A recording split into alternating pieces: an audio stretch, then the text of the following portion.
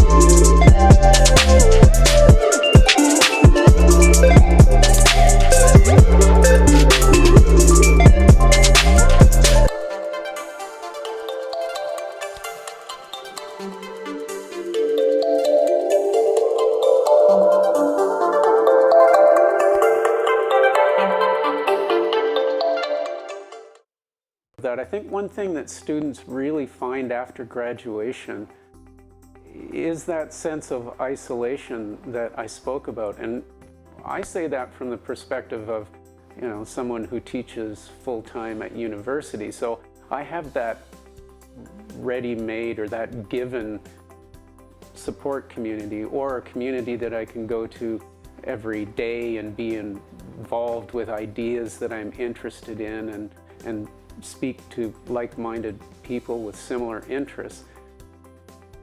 When you graduate and that given environment suddenly disappears, I hear this time and time again from students who have graduated, and they're looking for shows. How do I make that happen? How do I get back involved? How do I create a community?